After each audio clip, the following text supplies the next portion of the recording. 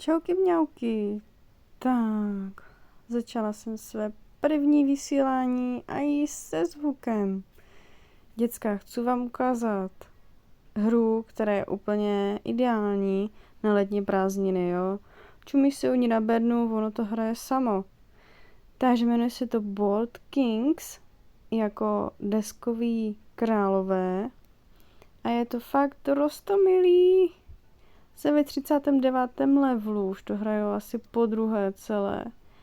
Máme tady desku s námětem umění. Tady ta malá, nevím co to je, myška. Tady maluje myšku v podobě paní s perlou, myslím. A musím ještě trefit terč, jako hodněkrát, aby ten terč byl celý růžový. Tady mi ho psají nějaké myšky, to je úplně cute. Úplně roztomilý.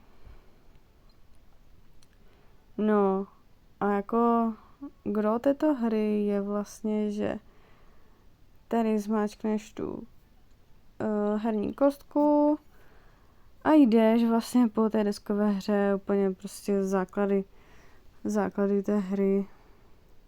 Nebo to takhle podržíš a pořád ti to vlastně hází ty kostky. Teďkom je Piggy Haze, tady si musíš vybrat 3 ze 4. Když se koukám, můžu vyhrát 201 000 zlatých mincí od jiného hráče. Takže si vyberu namátkou. A vyhrála jsem méně, než jsem mohla. Vždycky jedna ta krabice je úplně prázdná a z 201 000 mám jen 80 000, to znamená, že jsem si vybrala 3 ty nejlevnější krabice. Sakra, jejda, mohla. Takže jsem přišla vlastně o 120 000. Nevadí. Důležité je, že se mi to přičetlo. A teďkom tady zastavím tu figurku svoji a tady jak kliknete na tu zelenou šipku, tak to je vlastně zlepšování toho mého pole hracího. No a důležité je, aby vám moc nezůstávalo na účtě, že jo, zlatých, protože vám potom jiní hráči o ně připraví, že jo, přes Piggy Haste.